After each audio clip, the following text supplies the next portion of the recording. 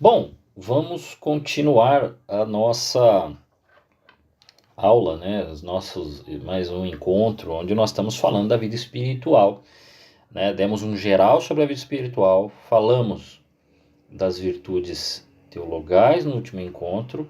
Obviamente que já havíamos falado, né, anteriormente sobre as virtudes cardeais também, porque elas são necessárias para a nossa vida.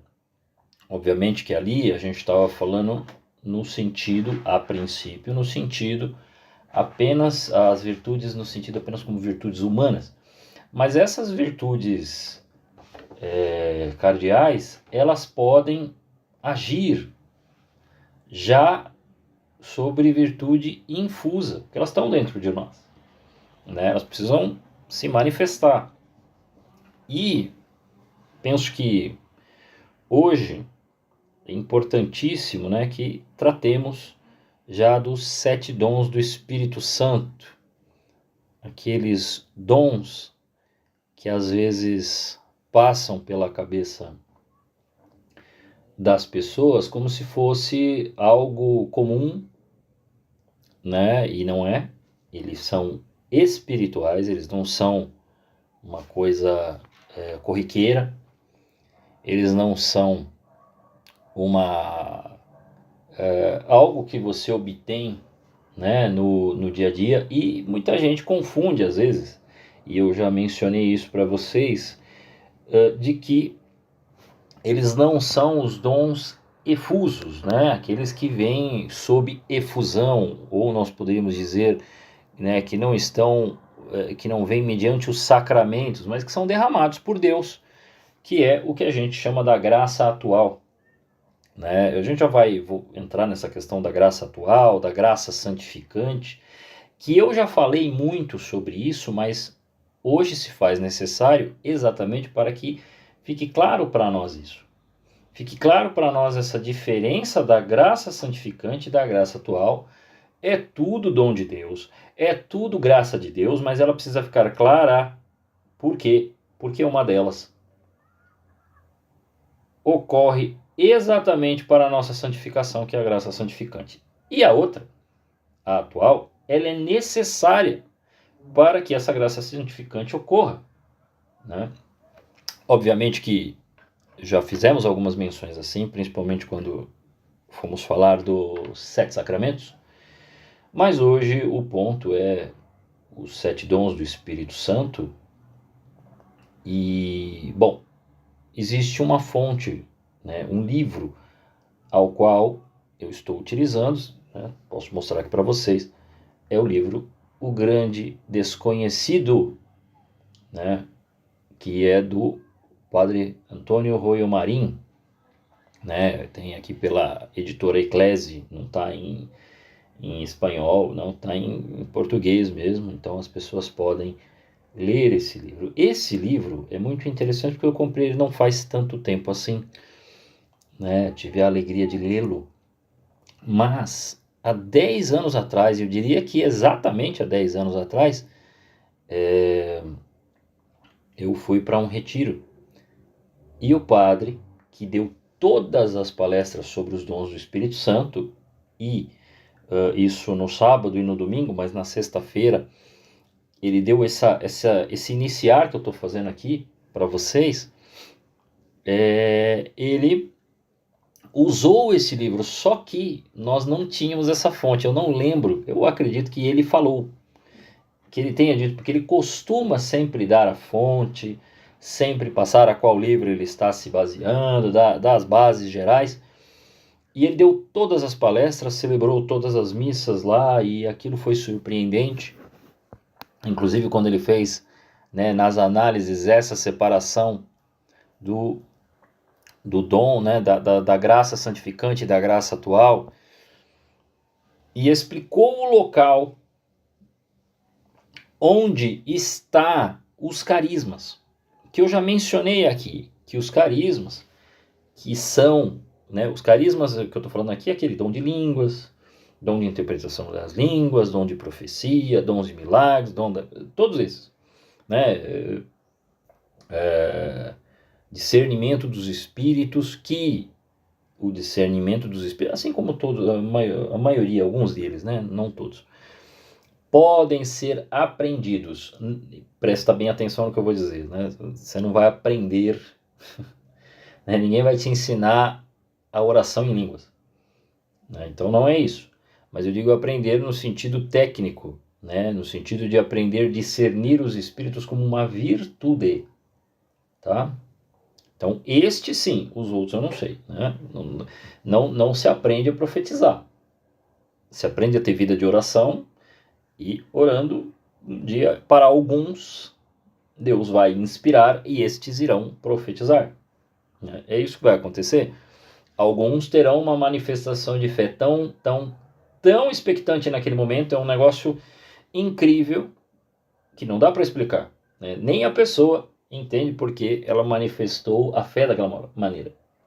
Então, carismas são desta maneira, mas, né, em separado discernimento dos espíritos para saber qual espírito está animando aquilo, está trazendo aquela palavra, está trazendo aquele momento, sim, isso dá para aprender. Tem um livro também muito bom chamado Discernimento dos Espíritos, também eu acho que é a Eclésia que trouxe esse livro é ótimo, né? Mas esse é o ponto. Obviamente, o que nós estamos, né, nós mencionávamos lá no início, quando tratamos do início, né, sobre os 10 mandamentos, eu repeti várias vezes, né, que o homem se compõe de corpo e alma, né, da matéria e de espírito, intimamente associados para formar uma só natureza e uma só pessoa, né? E o homem é um complexo. Ele tem algo que todas as demais criaturas, porque tem o ser como as pedras, a vida como as árvores, a sensibilidade como os animais e a inteligência como os anjos. Isso São Gregório Magno disse para nós. Pois muito bem. E nós estamos atrás de uma vida sobrenatural, vida interior. Essa que a gente chama de vida interior, que ela é sobrenatural. Por quê? Porque ainda que você faça todos os movimentos, né, movimentos comuns, né, naturais, né, de sei lá, se ajoelhar ou sentar ou de pé, né, você vai fechar os olhos, você vai se concentrar, você vai, né, forçar a sua mente para não ficar pensando um monte de coisa, mas elevar, né, a sua mente a Deus. Então todo esse negócio de concentração e tudo mais, dali você vai ser levado até por conta da contrariedade do corpo querendo outra coisa, né? Então você vai lutando ali para que a alma funcione, é nos levar para uma vida sobrenatural. A vida natural nós chamamos em grego de bios, daí vem biologia, mas existe uma outra vida, aquela que o próprio Jesus nos prometeu: eu vim para que tenham vida e para que a tenham em abundância, João capítulo 10. É triste que às vezes eu vejo umas explicações dessa passagem tão materialistas, né? Ah, não, Deus mandou que tenhamos vida em abundância, então nós temos que ter muito isso, muito aquilo. Olha, filho, eu não sei se Deus vai permitir que eu, você, fiquemos assim ou assado, melhor numa situação financeira, não sei, né? Mas não é isso que Deus prometeu, não. Não é essa a preocupação, né? Mas Deus veio viver a nossa vida para que pudéssemos viver a vida de Deus, né? Nos evangelhos ela expressa a vida divina com o substantivo zoé, essa vida interior. Ele não está falando da vida aqui, né? Então eu vejo algumas pessoas utilizando essa passagem aqui como se fosse, né, abundância no sentido de lucros e qualidades de vida. Não se trata disso, né? Se você vai ter essa vida assim, parabéns, né? Mas não é isso que está em jogo, né? Se essa vida natural que você está querendo, abundância, te atrapalhar, é melhor que você não a tenha, né? É nesse sentido também aquela passagem de: se o teu braço te leva a pecar, arranca, né? Não arrancar literalmente o braço, mas assim, saber que vida você vai ter, para que você não fique tomado aí por né, um materialismo bobo, e que você não estaria vivendo a vida em Deus, exatamente porque você está preso a essas bobagens aí. Pois muito bem, é daí que nós temos a graça santificante. A graça santificante ela é a raiz fundamental para essa vida espiritual. O Catecismo da Igreja Católica, nos números 1999 e 2000, diz o seguinte: a graça de Cristo é dom gratuito que Deus nos faz de sua vida infundida pelo Espírito Santo em nossa alma, para curá-la do pecado e santificá-la. Trata-se da graça santificante ou deificante, que é aquela que nos torna divinos com Deus. Não é sem Deus, tá? Não é virar Deus aí, não é desejo de Adão e Eva. É Deus nos santificando. Por isso que o termo santificar fica mais fácil o entendimento. Recebida no batismo. Em nós, ela é fonte da obra santificadora. Vai nos dizer lá, 2 Coríntios, capítulo 5, Se alguém está em Cristo, é nova criatura. Passaram-se as coisas antigas, eis que se fez uma nova realidade. Tudo isso vem de Deus que nos reconciliou consigo por Cristo. A graça santificante é dom habitual, ela é um hábito. Uma disposição estável e sobrenatural para aperfeiçoar a própria alma e torná-la capaz de viver com Deus, agir por seu amor. A vida de santidade consiste na plena configuração com Cristo, nossa cristificação. Que vai dizer São Paulo, já não sou eu quem vivo, é Cristo que vive em mim. Na perfeição da caridade, ou seja, na perfeita união com Deus através do amor. É que nos diz Santo Tomás de Aquino. Na vivência plena e experimental do mistério inefável da inabitação trinitária em nossa alma, que diz São João da Cruz. E na perfeita identificação e conformidade de nossa vontade humana com a vontade de Deus, que é o que diz Santa Teresa d'Ávila. A gente costuma dizer hoje em dia, nós estamos configurando-nos a Deus. Já que nós estamos num tempo de computador, de tecnologia avançada, então a gente usa muito o termo configurar-se a Cristo, Pois bem, mas a graça santificante, ela que está aí na sua alma, derramada por conta do batismo, por conta da crisma, e é muito engraçado que algumas pessoas dizem assim: mas eu recebi o crisma em tal época, mas nunca vi os 7 dons acontecerem na minha vida. Eu vi tal pessoa receber, mas nunca aconteceu. Não aconteceu porque falta um detalhe, um detalhezinho aí pequeno, chamado vida de oração. Sem oração a coisa não vai andar, gente. Ou você entende que, por exemplo, para ligar um carro, nós podemos dizer que o motor é a vida santificante. Graça santificante. É o motor. É ele o condutor da vida nova. Esse carro está bonitinho lá, limpinho, ajeitadinho, Como nós dizemos que está a alma sem pecado lá. Está no estado de graça. Está lá. Mas se você não tem vida de oração, não tem bênção, então não tem óleo, não tem água. E aí não tem gasolina. A graça atual é a gasolina. Água, batismo, óleo, crisma, e aí você precisa do quê? De gasolina. Então essa gasolina é a oração.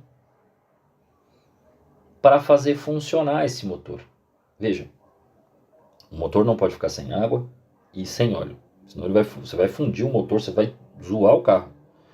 Todo mundo sabe disso. Mesmo que ele tenha gasolina. Então é necessário uma vida sacramental e é necessário para o carro andar uma vida na graça atual. Então a graça atual que coloca eu na vida de oração? Exatamente. Porque na vida natural, uma pessoa que dorme já possui uma vida humana, embora não esteja se comportando como um ser humano, se ela só dorme. Assim também na vida sobrenatural, para agir como um santo, precisamos ser acordados. Para acordar o santo em nós, precisamos de uma ação da graça, a graça atual. Existe dentro de você aí, você que recebeu o batismo, as 3 virtudes teologais, elas só vão funcionar se você tem vida de oração. Né? Aí é a gasolina agindo. Aí o carro começa a andar. Né? O óleo e a água vão trabalhar. A gasolina vai dar a explosão do motor para que ele possa funcionar. Né? Por isso que é aquilo que nós falamos. Né? Há um Cristo, né? No próprio São Paulo fala, quando Cristo vossa vida aparecer. Né? Esse Cristo que precisa aparecer. Né? Nesse sentido, da santificação, o tal do que está santo em nós ali, agindo em nós. Senão não vai agir. Senão não vai acontecer. Então é necessário oração. É a oração que dá essa combustão para que aí sim a graça santificante que estão lá, as 3 virtudes teologais e os 7 dons do Espírito Santo hajam eficazmente. Obviamente, talvez tenha acontecido com você. Não em plenitude. Falando dos 7 dons do Espírito Santo. Mais um pouco. Em algum momento, depois da crisma, você percebeu uns atos, umas situações que você mesmo não soube explicar. Isso, na hora que a gente começar a explicar os 7 dons do Espírito Santo, né, que eu quero explicar, nós vamos ver aqui. Eu acredito que até os primeiros aqui a gente vai, e aí eu deixo o restante para a continuidade dessa aula, mas faço questão de fazer esta introdução, ainda que já tenha falado, porque eu preciso insistir com você, de que você entenda a necessidade da vida de oração. E que você vai ver que talvez ele agiu, mas quanto mais você se santifica, quer dizer, quanto mais você se aproxima de Deus, quanto mais você cresce no amor, né, cresce na fé, na esperança, na caridade, você vai em oração e vai crescendo também nas atitudes, no comportamento. Isso faz você mudar de comportamento, de atitude. O que vai acontecer? Você vai crescer realmente nos dons. Aí sim, esses dons vão acontecer com maior predominância. Eles vão predominar sobre as suas ações, eles vão predominar na sua vida. Né? E por isso você precisa das graças atuais. Sem as graças atuais, o maravilhoso organismo sobrenatural criado pela graça é como um computador de última geração sem energia elétrica. Né? Aqui o exemplo dado do computador, o exemplo do carro. Né? Para que o nosso computador sobrenatural receba energia das graças atuais, precisamos da vida de oração. Né? E a doutrina católica nos ensina que através da oração, primeiro, oração humilde. Segundo, oração confiante. Terceiro, perseverante, né? Humilde, confiante, perseverante. Esses 3 detalhes aí, senão não tem uma oração boa, hein? Receberemos infalivelmente as graças atuais que necessitamos para a nossa salvação. Esta certeza decorre da promessa de Cristo. Pedi e se vos dará, buscai e achareis, batei e vos será aberto. Porque todo aquele que pede, recebe, quem busca, acha, quem bate, abrir-se-á. Ok? Né? O ser humano ele é uma tarefa, ele não está completo. Pesa sobre nós o risco de não realizarmos, de não alcançarmos a realidade. Realizar um ato bom é fazer algo que promove positivamente a minha realização. Realizar um ato mau é promover a minha própria destruição. Quando repetimos uma série de atos bons, podemos notar em nós mesmos uma maior facilidade para voltar a realizá-los. A esta facilidade se dá o nome de hábito. Um hábito bom é uma virtude. Um hábito ruim é o quê? Um vício. Nós já tratamos disso quando fomos falar das virtudes cardeais, ou podemos chamar de virtudes morais também. Quando tratamos da prudência, da justiça, fortaleza e temperança, mas falamos também dos vícios quando tratamos dos 7 pecados capitais. Então, isso precisa ficar claro, que está aí disponível, vocês podem até acompanhar e os encontros, vocês sabem que eu sempre deixo para vocês a playlist, né?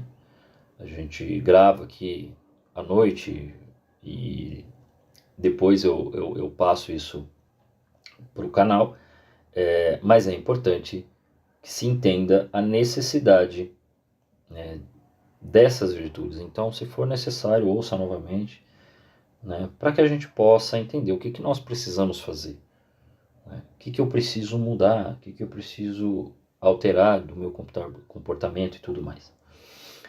Deus infunde em nosso coração a sua graça e as virtudes necessárias para operarmos de forma divina.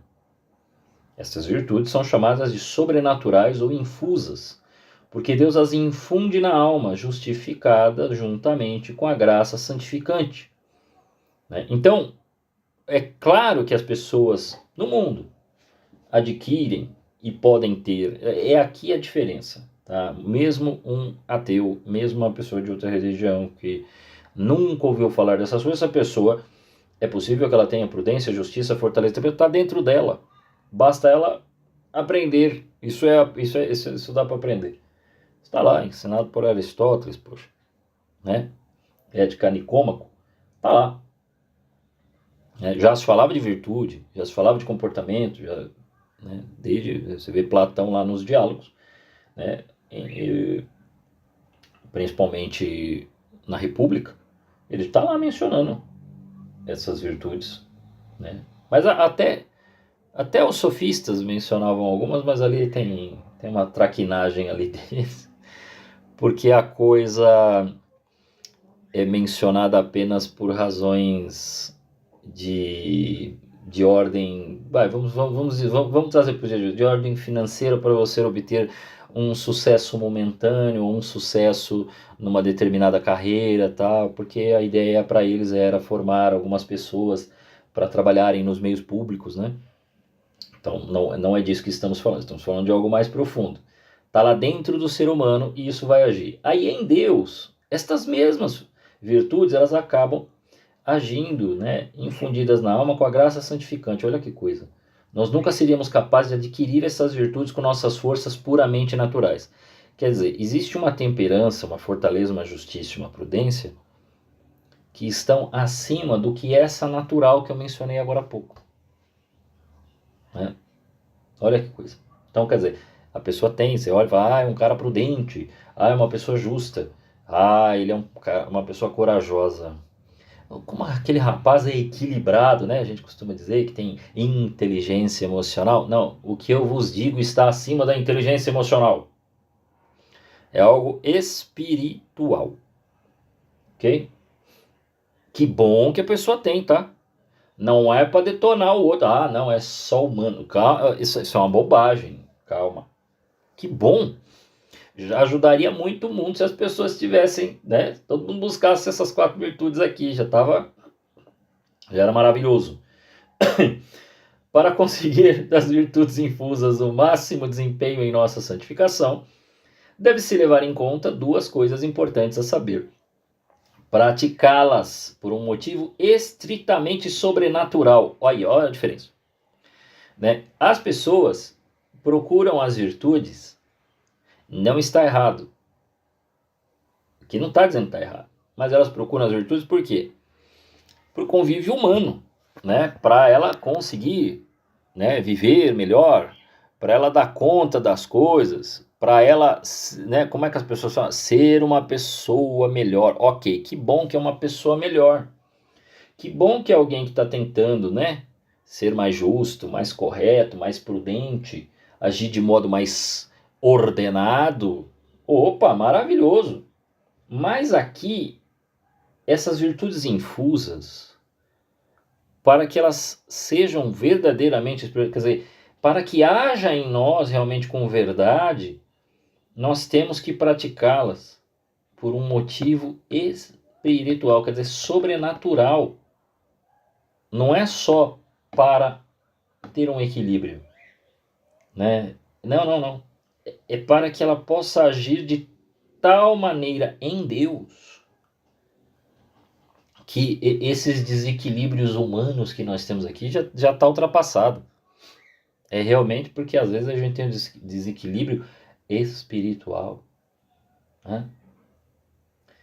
Nós temos um problema, vamos voltar lá nos 7 pecados capitais, né? Nós temos um problema sério com gula, luxúria e avareza. Mas chega um momento que talvez você tendo a verdadeira temperança humana, você consiga. Mas controlar os humores diários diante das situações não é uma coisa fácil. Concorda? Por quê?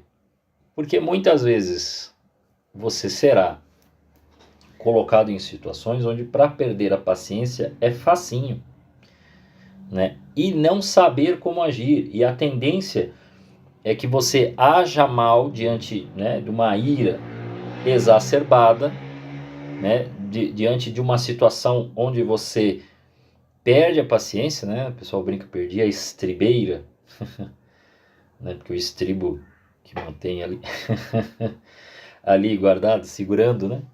Então a pessoa perde a estribeira e então comete um ato irritado e acaba sendo injusto logo depois. Por quê? Porque age sob uma medida, né? Age sem medida para com o próximo, age além da conta.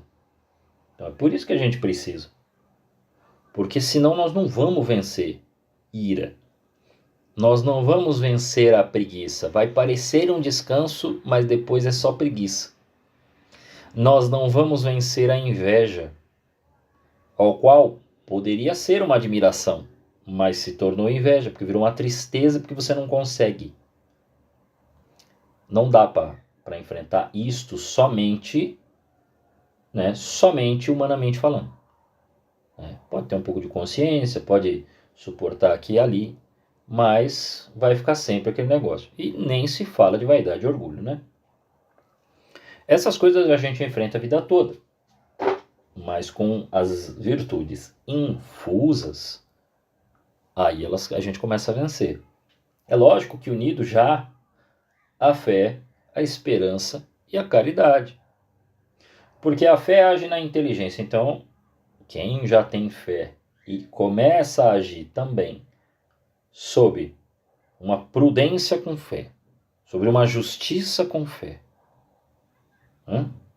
sobre uma fortaleza com fé e sobre uma temperança com fé, a ideia é outra.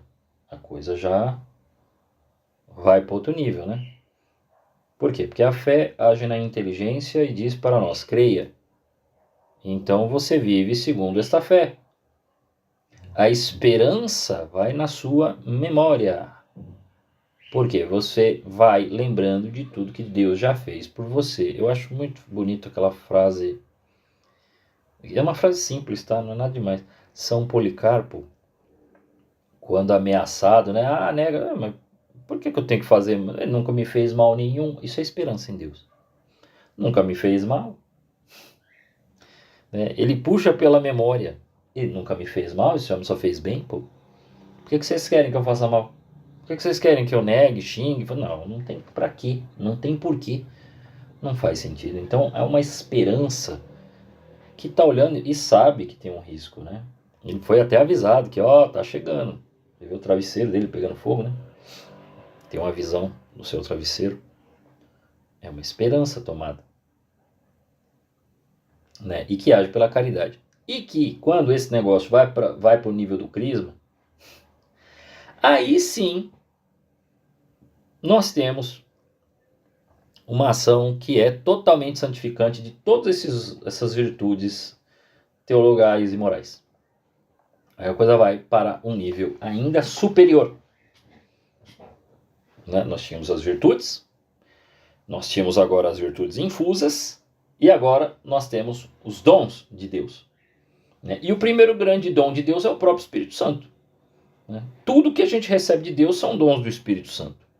Né? Então, se você recebeu lá os dons efusos, mediante uma efusão, porque você foi num retiro, e aí naquele momento de oração você né, percebe que a graça de Deus o atingiu, né, então aí a pessoa tem aquele momento de conversão, isso é dom de Deus.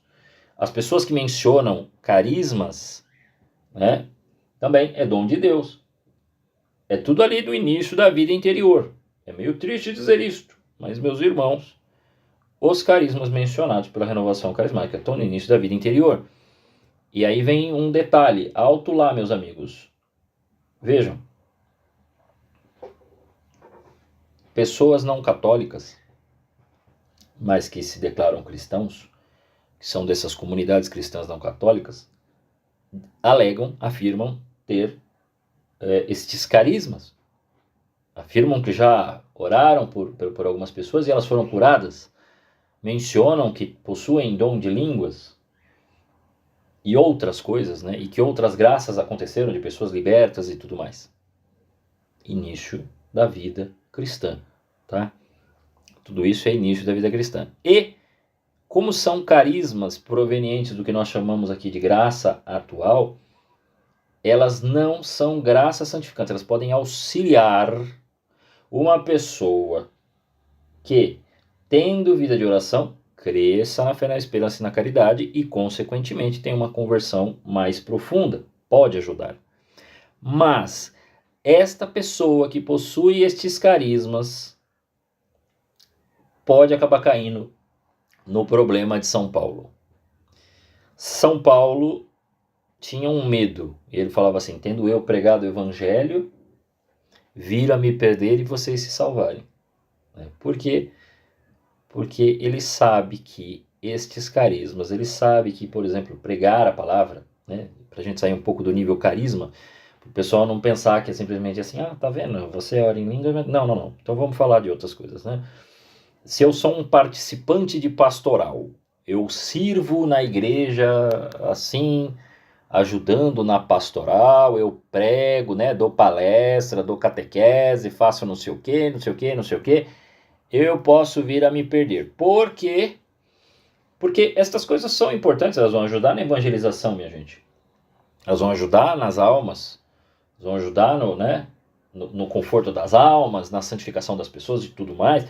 Ok, mas se este fiel ao qual ele faz os trabalhos pastorais, ao qual ele faz suas orações pelos outros, ele se dedica às missões, ele se dedica às pregações e tudo mais, mas ele não possui vida de oração, nem vida, né, profundamente interior ao qual ele busca, né, no exame de consciência, na vida de sacramental, na sua oração pessoal e na mudança de comportamento, se ele não tem isso, ele corre um risco seríssimo, porque ele provavelmente estará em pecado, ou em um pecado grave, né, ou ele já está com uma porção de pecados veniais, que esses pecados já estão se tornando graves, porque o vício, né, e os comportamentos vão piorando e vão deteriorando. Né, o que parecia ser muito bom está ficando meio ranzinza, ranheta, chato, e ele está se perdendo. Então, o que está acontecendo, né? O que acontece com algumas pessoas que às vezes se escondem atrás da fé, né? Faz um tipo de cristão, porque tem que ter uma pose assim, a roupa assado, né? Tem que falar assim e não assado. Começa a se esconder atrás né, destas estéticas, né? Que são muito bonitas, né? Certas roupas, certos comportamentos, certas palavras, certas expressões, mas você pode acabar, talvez você tenha que tomar cuidado para não estar fazendo disso um cacoete apenas, ou fazendo porque todo mundo diz que é bonito, ou só porque, não que não deva, né? Por exemplo, uma pessoa que tente orientar bastante aos irmãos por conta de uma modéstia, mas essa pessoa está apegada apenas por razões estéticas e não tem uma conversão profunda. Isso é perigosíssimo. Né? Por quê? Porque está no mesmo problema, né, do cara do carisma, que estava lá em oração, mas ele não tem vida. Ele está orando pelos outros. Então ali ele é ferramenta de Deus. Mas Deus pode usar, e já usou até na palavra, animais. Então não seja um animal. Seja um filho de Deus. Né? Se coloque como filho de Deus. Então também fale com ele. Não só seja ousado, mas deixe que ele trabalhe você. Né? Senão para nós é um problema. Se eu não tenho essa vida interior, não vai rolar, gente. Quer dizer, vai acontecer conversões. E sabe o que vai acontecer? A gente cai no orgulho, porque aí a gente vai achar que a gente é muito bom.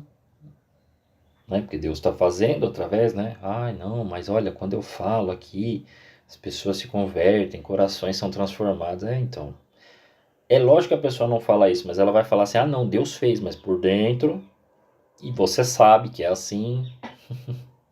Todo mundo sabe, a gente sabe que é assim, né? Por dentro fica tudo ali comemorando, porque eu tô me achando o cara, tô me achando bonzão. Complicado. Então, o primeiro grande dom de Deus é o próprio Espírito Santo e é tudo que nós recebemos dele. E nós devemos gratuitamente agradecer isto. Os 7 dons são como antenas que captam as inspirações do Espírito Santo e tornam uma pessoa capaz de agir de maneira cristiforme, quer dizer, configurada. Um broto sairá do tronco de Jessé e um rebento brotará de suas raízes. Sobre ele repousará o Espírito do Senhor, Espírito de sabedoria e de entendimento, Espírito de conselho e de fortaleza, Espírito de ciência e de temor ao Senhor. Sua alegria se encontrará no temor do Senhor. Isaías 11, de 1 a 3. O número de 7 provém da dupla possibilidade pela tradução da palavra Iah, né, que eu não sei falar, tá? Isso aí é hebraico. E que quer dizer temor ou piedade. É daí que você tem a separação do dom do temor e do dom da piedade. E vocês vão ver que faz todo o sentido que esses dons estejam aí separados. Não é só uma divisão catequética, tá? Que aí eram 6, porque está na Bíblia 6, aí 7. Não, vocês vão ver que faz muito sentido. Santo Ambrósio e Santo Agostinho insistem no número de 7 por causa do significado de plenitude. Não há nenhuma necessidade que o número seja precisamente 7. Tanto que quando começa a falar dos dons e tudo mais, você fala um monte, né? Estes em especial, nós apresentamos como dons maiores, porque por conta dessa passagem e que tudo isso configura a característica de nosso Senhor Jesus Cristo. Se você juntar os 7 dons, com as virtudes morais, nós temos nosso Senhor.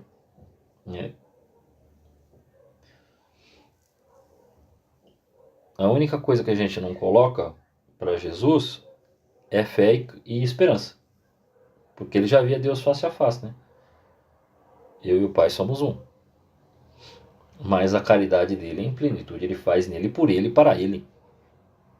Então é tomado. Essa questão dos 7 que Santo Agostinho e Santo Ambrósio mencionam, nessa insistência da plenitude, Santo Agostinho, ele tem no seu livro, O Sermão da Montanha, ele faz uma escada, onde ele coloca os 7 dons do Espírito Santo, as 7 bem-aventuranças, mas Leandro, são 8, sim, a 8ª, que é aquela que Jesus fala no final, felizes sois vós, se vocês forem perseguidos, maltratados, e aqueles mentindo disserem mal contra mim, bem-aventurados são vocês, ele volta para o primeiro. Então, ele é como se fosse o corrimão da escada. Porque aquilo pode acontecer desde o início da fé. E acontece. Porque quem começando uma vida interior já não foi criticado por participar da igreja, Quase todo mundo já foi criticado por participar da igreja, por dar um passo na fé, por querer viver a vida em Deus. Todo mundo já foi criticado. Então ela acontece no começo e acontece no final. Que aí é a perseguição final, Aí é a cruz.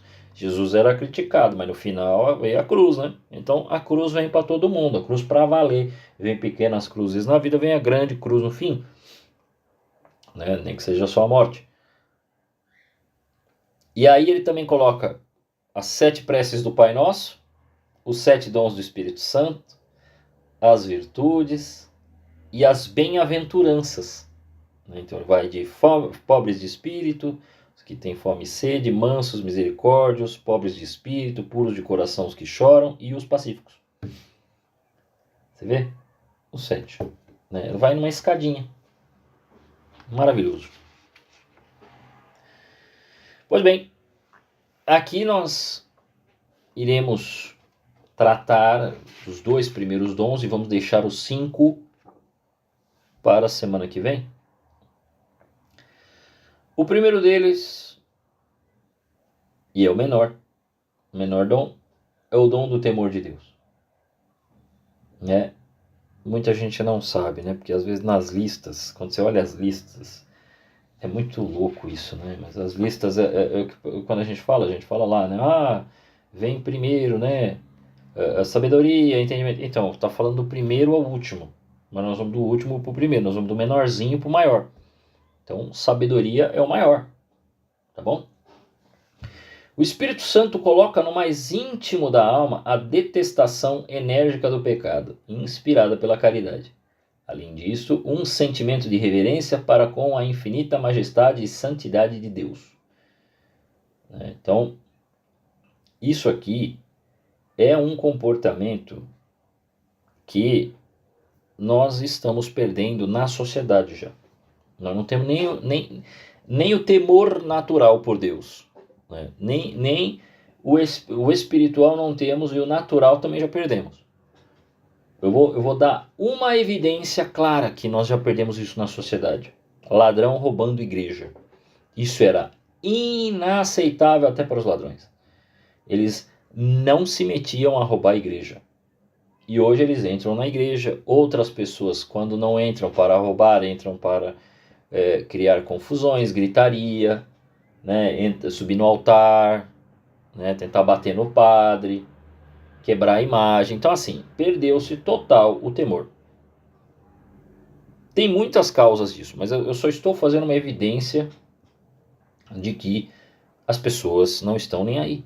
Então não há temor. Quanto mais o temor espiritual. Por quê? Porque você tem uma cambada de gente, às vezes dentro da igreja, dizendo assim: não pode ter medo de Deus, meu filho. Nós não estamos falando de ter medo de Deus. Ainda que eu acho que tem que ter um pouco, sim. Mas é no sentido de perder Deus.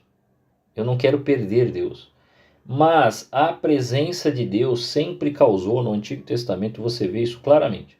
E no Novo também. Quando Deus se manifesta, causa medo nas pessoas. Você vê os profetas, você vê Moisés, né? Ele faz questão de tirar a sandália porque Deus mandou. O outro vê os anjos, o céu se abrindo, fala: meu Deus, eu sou um homem de lábios puros, eu vou morrer, eu não devia estar vendo isso. Não é, não, hoje não, hoje todo mundo acha que já viu anjo, hoje todo mundo acha que Deus já apareceu para ele. E vai perdendo temor nessas bobagens. Mas não era assim. Então quando Deus se manifestava era um negócio muito sério. Talvez nós estejamos meio, né, não é uma crítica, pelo amor de Deus, mas talvez a gente está meio, como é que fala? Anestesiado por efeitos especiais. Então a gente acha que a vida é assim. Aí todo mundo acha que já viu, já botou um pezinho ali, né? De ter visto algo, né, extraordinário. Talvez isso fez a gente perder um pouco o temor. Então isso é muito sério. Mas o temor precisa existir, gente. Primeiro, pelo que eu comentei, vamos lembrar, por exemplo, quando Jesus fala para ele, ó, lança as redes, fala para Pedro, lança as redes. Ele fala: em obediência à sua palavra eu vou lançar, porque na verdade, vamos analisar aqui, o pescador sou eu, não o senhor, né? Quem pesca aqui sou eu. E eu fiquei a noite toda pescando. Eu tô trazendo o texto anterior, né? Quem já leu essa passagem sabe que não está assim. Mas assim, ele primeiro fala, né, que passou a noite inteira e que não pegou nada, não pescou nada. Mas quem era o pescador ali? Pedro. Quem é o especialista de pesca? Pedro. Aí ele vai lá e lança, e aí vem peixe, né, de todos os tipos. ele fica extremamente surpreso, eles puxam, ele cai de joelhos e fala assim, meu Senhor, tem misericórdia de mim, eu sou um pecador. Ele está vendo um fenômeno que algumas pessoas dirão, mas é uma pescaria, né? Aí outros especialistas, mas a pescaria pode ser assim, deu sorte. Né? Naquele momento lá, ele ficou à noite, mas depois passou um cardume ali. Né? Os metidos a especialistas diriam isso. Mas Pedro, que talvez conhecia muito mais intimamente aquele mar ali, sabe que a coisa não era assim. E que não faria sentido nenhum ter aquele monte de peixe naquele momento. Então, ele vê naquilo uma manifestação de Deus. E ele cai de joelhos. Então, ele acaba assim, ele tem um medo. Ele tem um medo, porque ele está vendo que Deus está agindo de maneira tão potente na vida dele que ele não é merecedor daquilo, que não é digno daquilo. Ele se ajoelha e fala, meu Deus, não, isso não é para mim, eu não mereço isso aqui não. Então, veja, importantíssimo que entendamos isso. Né? Então, o dom do temor de Deus é um dom de perder a Deus. E existe uma detestação enérgica pelo pecado inspirado pela caridade divina. É um sentimento vivo, né, de grandeza e da majestade de Deus, que submerge nas almas em uma adoração profunda, cheia de reverência e de humildade. Olha lá, Pedro. Se ajoelhou, se colocou aos pés do Senhor. Assim, não sou digno não. Eu não tinha nem que estar aqui. Quem és tu, Senhor?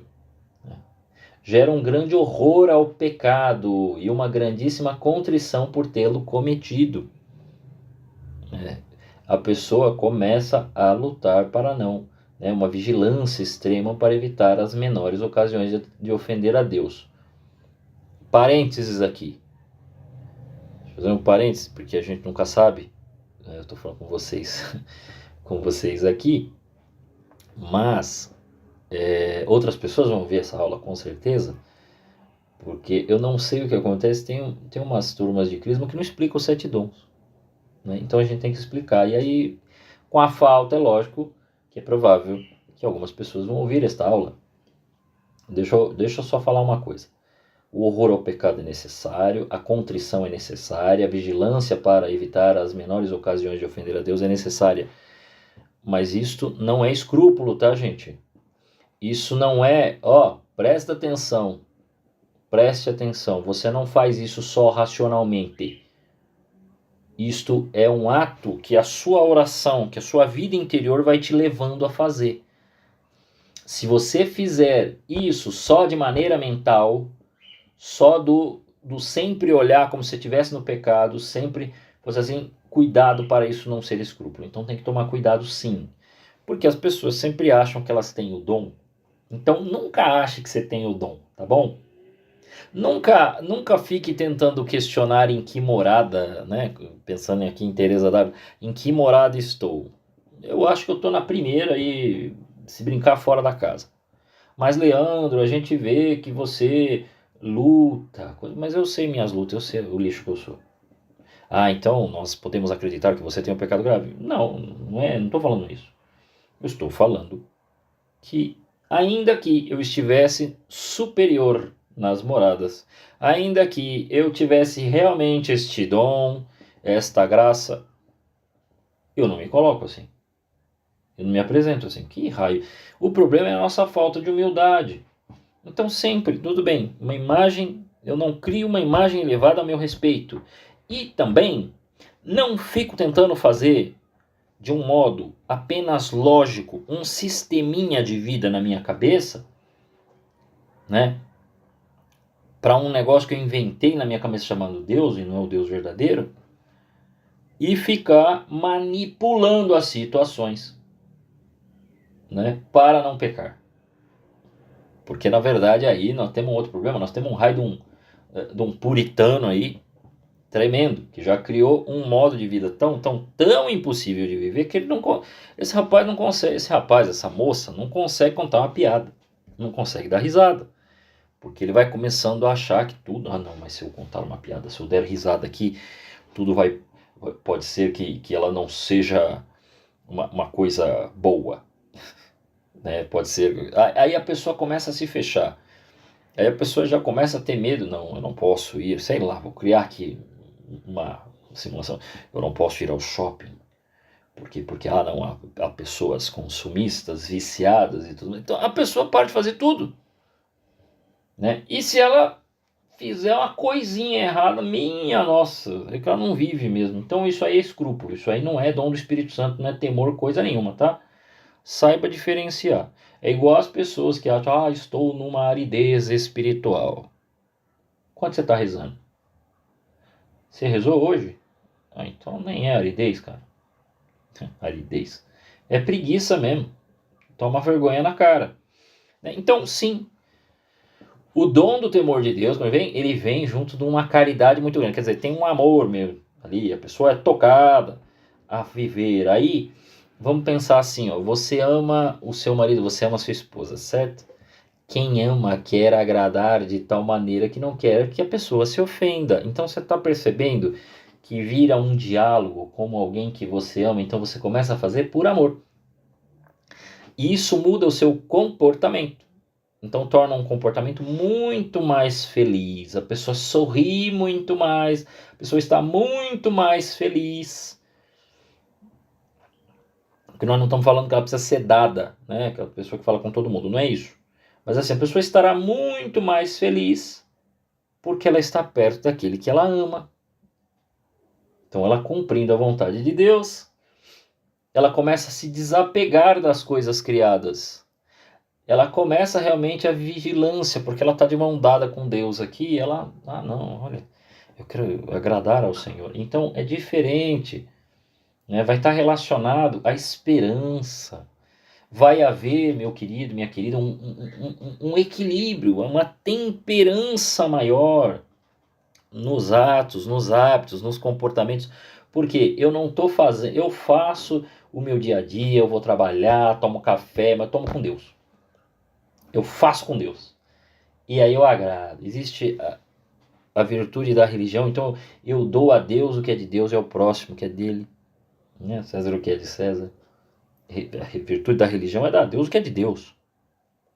Né? E que é lógico que a virtude da religião ela está intimamente ligada à vida sacramental.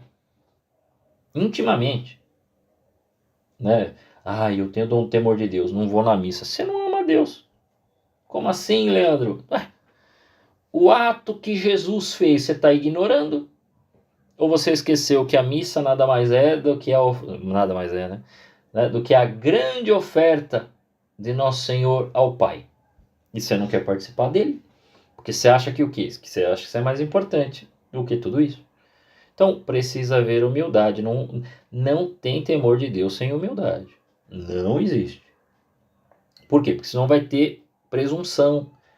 Eu já sei como Deus faz. Eu já sei como Deus quer. Não, isso não é dom. Isso não é temor de Deus. Né? E a soberba, né? Que acha que sabe mais que Deus. Então, o que nós podemos fazer? Vamos meditar com frequência infinita, grandeza e majestade divina. Vamos nos acostumar a tratar Deus com confiança filial e cheia de reverência e respeito. Né? Eu sei que já falamos muito disso, mas não faça orações irreverentes do tipo chamar Deus de cara, né, de qualquer jeito, falar qualquer coisa, porque isso aí não é divino não. Isso aí não é oração humilde. Leandro, mas eu não quero fazer uma oração onde eu tenha que ficar fazendo muitas palavras. Ok, não usei muitas palavras, não fique cacarejando, né? Mas assim, não fique querendo falar demais. Use palavras simples, mas é senhor, tá? Não é o cara, não é mano. É horrível isso, né? Então não faça isso. Meditar com frequência a respeito da infinita maldade do pecado e conceber um grande horror ao pecado. Quer dizer, não é lembrar do pecado de modo a conduzir tua alma a uma curiosidade ou uma saudade das cebolas do faraó, né? Porque é legal a gente ler Êxodo pensando nisso, né? As cebolas do faraó. E aí fica sempre relembrando e reclamando da vida atual no deserto. Não. É lembrar do quão mal aquilo foi, como nós éramos escravos, como a gente era meio burrinho, né? E aí sim, trabalhar, né? Falar, não posso cair novamente, né? Ter a bandeira estendida para que eu me lembre do pecado que cometi, sem ficar sonhando com ele de novo, lembrando só dos prazeres que me trazia, mas me trazia muita dor, né? Trazia o chicote no lombo. Então, não, isso não. Cuidar especialmente da mansidão e da humildade no trato com o próximo. Veja, vão surgindo aí, né? Virtudes necessárias. Virtudes que talvez não sejam aquelas 7, as teologais, mas ó. Mansidão. Pedir com frequência ao Espírito Santo o temor reverencial por Deus. Afinal de contas, o maior dom é o próprio Espírito Santo. Nós temos agora o dom da fortaleza, né? E aí a gente tem 3 realidades com o mesmo nome, né? A virtude natural adquirida da fortaleza. Quer dizer, como é que a gente adquire? A gente vê muito, né? Não que não aconteça com as meninas, pelo amor de Deus, tá? Vocês não tem. Eu vou falar porque eu sou um menino, um homem. E é muito natural no mundo masculino, no início da infância, a necessidade de que o menino adquira uma fortaleza. E que ele não falhe nisto. Porque ele é provado o tempo todo pelos colegas. Às vezes pelo próprio pai. Para mostrar força.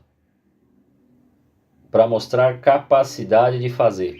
E não precisa ser de coisa grande não, tá? Mas assim, quando eu era moleque, a gente tem que subir no muro. Você tem que fazer não sei o quê, mesmo que você não goste. Mas como assim você não vai fazer? Ah, não. Não, então você é fracote. Para não falar outras coisas, né? Vocês sabem o quanto os meninos são terríveis. Ah, então você é um fracote se não subir aqui. Ah, então você é um fracote se a gente não subir no portão. Ah, então você é um fracote se a gente não subir na garagem. Essas brincadeiras aí eu tive uma... Eu tenho até hoje, o meu braço esquerdo, eu tive uma luxação no braço por conta de ter caído por cima, em cima das garagens, né? Mas o que resolveu isso? Depois eu estava de novo em cima da garagem. E a gente é sempre forçado a ser corajoso. E você vê que é quase que natural nos meninos, né? Eu vejo meu sobrinho, naturalmente ele gosta das brincadeiras de super-herói. E o que o super-herói faz? Salva pessoas. Então precisa sempre, eu vou te salvar, eu vou derrotar o vilão, né? Fala, vou acabar com o inimigo. E a gente sempre é assim, a vida é assim. Os meninos continuam, não muda, tá? Ele continua, ele fica velho, ele continua provando um ou outro nessas coisas de mostrar que é mais esperto, que não cai na piada, que não cai na brincadeira, que pode fazer, que vai conseguir, né? Então sempre está. As mulheres não fazem? As mulheres fazem, as mulheres também são provadas.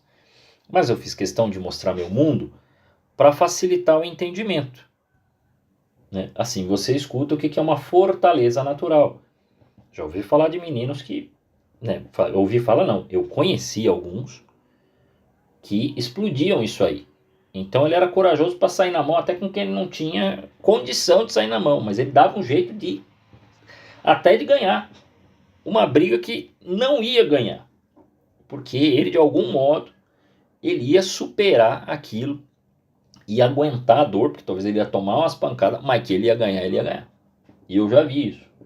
Impressionante, né? Então isso é uma virtude, uma fortaleza natural. Nossa, ele brigar é uma fortaleza? Não, ninguém está falando que ele tem que ser uma pessoa violenta.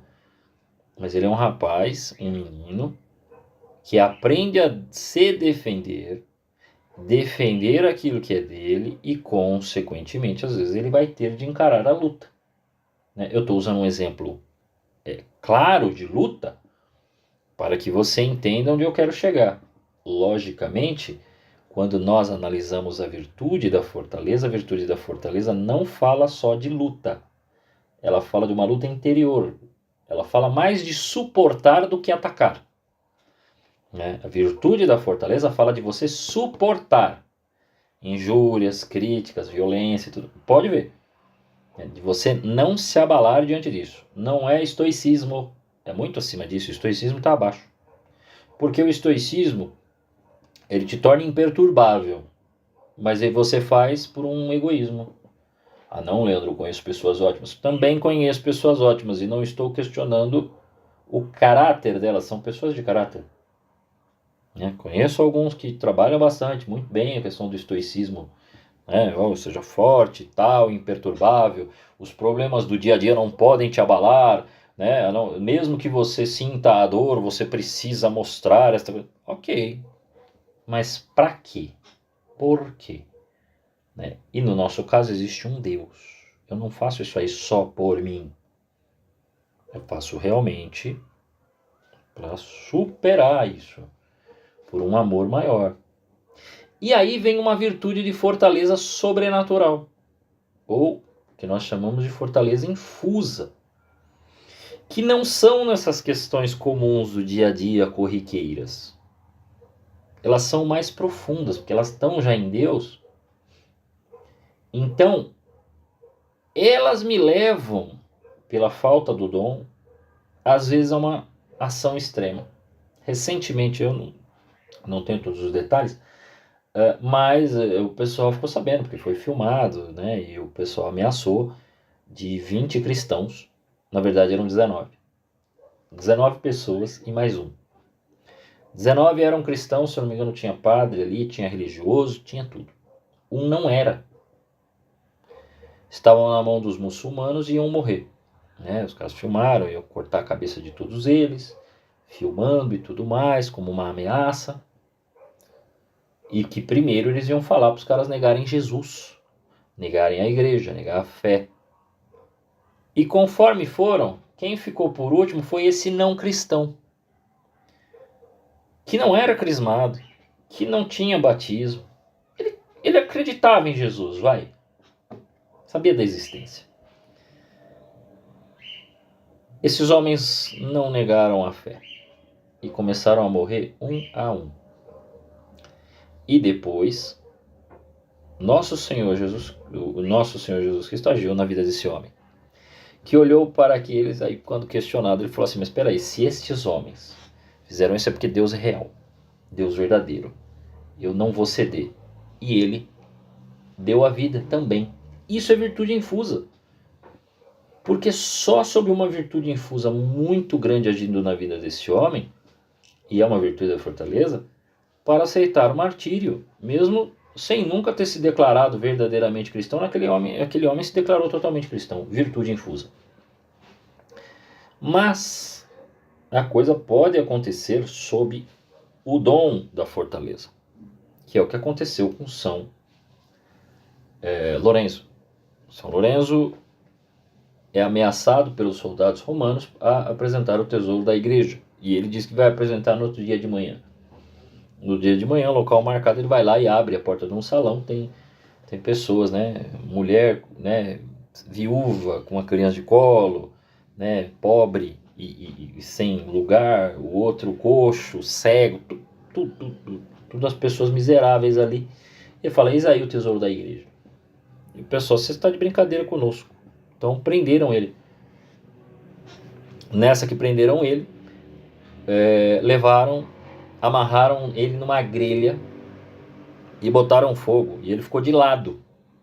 Num dado momento, e só pode fazer isso sob o dom da fortaleza, ainda que pareça engraçada a forma como ele fala, meio irônica, mas ninguém suportaria ser queimado daquela maneira e dizer o que ele disse. Ele grita para o soldado, ei, olha, já pode virar ao lado, porque esse lado já está bem tostado. Então só pode falar um negócio daquele quem está tomado pelo dom do Espírito Santo da fortaleza, pelo dom da fortaleza propriamente. Né? Eu não lembro agora se foi Santa Felicidade ou Santa Perpétua, que também ia no outro dia ia para a arena, para a Boca do Leão. E uma estava grávida. Esta que estava grávida, vamos rezar para que ela tenha um filho agora, não leve para lá.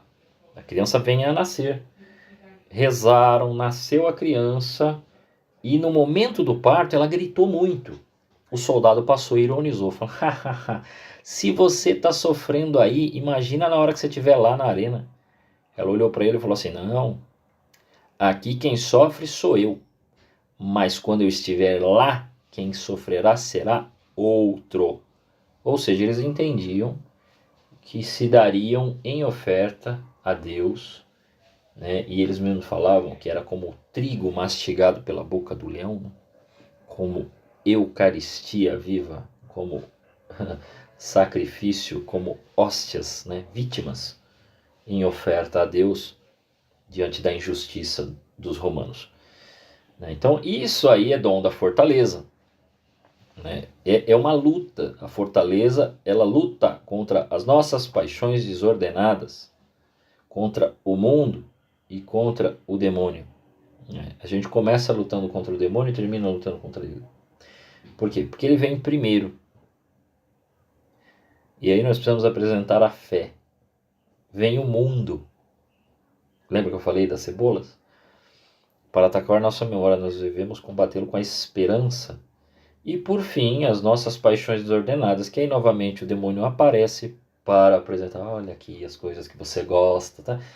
E aí então é a carne. Então é uma luta interior, mas ela é uma luta exterior também.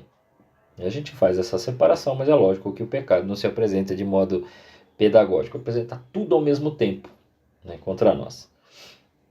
Então precisamos do dom da fortaleza para vencer as paixões ordenadas, né? Então a luta contra nós mesmos. Ser forte contra um outro, como eu falei do menino que lutou com um cara mais forte, é possível. Lutar contra si mesmo, às vezes é bem difícil. No nível natural já é complicado, né, gente? A gente enfrentar certas preguiças para fazer certas coisas já é complicado. Imagina quando é a carne gritando para que você peque. E aí ser forte para não pecar. Isso aí tem que ter o dom. Só no dom mesmo. Quais são os efeitos do dom da fortaleza? Ele proporciona à alma uma força incansável na prática da virtude. Quer dizer, a pessoa vai fazendo mesmo. É o ato concreto ali. Pá, pá, pá, pá, pá. É um hábito concreto. Ele destrói a mornidão, que a gente também chama de tibieza. Aquela pessoa que é meio manca, fica no vai e volta, né? Virou até musiquinha lá do padre José Augusto, que ele falava, peca, vai para o confessionário, confessa e peca, peca e confessa e peca, peca. Você tem que parar com isso. Isso é falta do dom da fortaleza. E é nítido que em nós falta-nos o dom da fortaleza. Eu falei que as pessoas perderam o temor. Também não tem, se não tem temor, não vai ter fortaleza coisa nenhuma. Porque se eu não consigo ver a graça de Deus, né, eu não vou fazer por amor a Deus, quem vai lutar por algum pecado, você vai ser sempre vítima da situação, né? Torna a alma corajosa e valente diante de todo tipo de perigos ou inimigos. Olha lá o que eu falei dos romanos, das ameaças, das injúrias, dos xingamentos, dos cancelamentos, das provocações. A pessoa fica forte. Dá a capacidade de suportar as maiores dores com gozo e alegria. Proporciona à alma o heroísmo das pequenas coisas, além do heroísmo das grandes. Porque eu falei de grandes coisas aqui, fica mais fácil o entendimento. Mas é válido lembrar que a grande maioria das pessoas não passará por grandes perseguições, não vai ser amarrado, não vai ser queimado, não vai morrer por conta da fé, mas vai passar por pequenas dificuldades. E aí às vezes a gente reclama de tudo, desde uma gripe até, né, uma doença mais séria. E que quem nos ensina aí a ser herói das pequenas coisas é Santa Teresinha do Menino Jesus, que vai mostrar na sua vida, né? Quem leu História de uma Alma sabe que inclusive ela, que nunca saiu do convento, foi considerada patrona das missões, padroeira das missões. Como pode uma mulher que não saiu, né, um evangelizador que não saiu do seu convento, ser chamado de padroeira das missões? Porque ela rezava pelas almas, ela se tornou mãe espirituais de várias pessoas, né? E ela mesma falava, né, que no coração da igreja eu quero seu amor, né? Então isso é importantíssimo. Então é importante ver as suas lutas, não comparar com os outros e ser vencedor nessas coisas. Ah, mas as minhas lutas são tão pequenininhas, então vença elas. Seja humilde. né? Com isso, nós vamos vencer um temor desordenado, uma timidez, né? Que aí nos deixa, às vezes, frouxo, mole, né? Essas molezas, essas frouxidões naturais aí. Então, o que temos que fazer? Acostumar-se ao cumprimento exato do dever, apesar de todas as repugnâncias, né? Às vezes a gente não quer fazer, mas tem que fazer, vai lá e faça. Putz, vou ter que fazer isso aqui, vai demorar um tempão. Vai lá e faz. Gasta o tempo. Ah, eu tenho tantas coisas para fazer e deixa de fazer. Faça. Tá vendo? Nós estamos falando de rotina. Olha que coisa. Não pedir a Deus que nos livre da cruz, mas apenas que nos dê a força para carregá-la com amor. Pois é, temos que fazer isso. Praticar mortificações voluntárias, né? É necessário que façamos mortificações, que façamos jejum. Sim, naqueles momentos em que a igreja nos chama, para que juntos já tenhamos esta coragem de viver a vida nova, né? A vida em Deus. Então a gente faz lá, né? Nas sextas-feiras não comemos carne, você chega na quaresma e firme, né? Procura mortificar-se, fazer o jejum, sim. Mas aí você também procure práticas voluntárias para superar pecados. Ser forte contra aqueles pecados que estão incomodando tua alma. E por fim, e mais importante até, e, mais importante pelo tamanho do que eu vou falar aqui, né? Buscar na Eucaristia a força para nossas almas. Então é necessário que comunguemos, né? Lembra que a gente falava que a comunhão, segundo o mandamento, você pode comungar só nos domingos, né? No domingo da Páscoa. Mas é claro que a igreja mesmo, depois no próprio catecismo, vai dizer assim: mas é muito importante que você comungue frequentemente. Isso é até bom, válido e isto vai ajudar a sua fé, né? Então é importante que comunguemos para que nos tornemos fortes diante da provação, diante da tentação, diante, né, das propostas e ofertas que são feitas aí para que pequemos, mas que a gente seja mais forte do que isso, né? Porque Jesus foi forte e firme até o fim. Até o fim. Então nós precisamos também. Pois bem, fizemos essa introdução, falamos destes dois primeiros dons do Espírito Santo, e aí eu vou deixar, né, porque a gente já estendeu, eu vou deixar para o próximo encontro os dons restantes, né, os 5 restantes.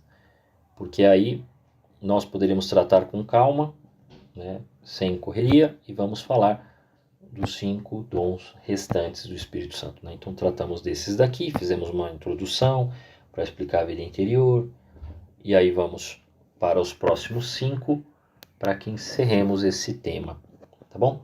É isso.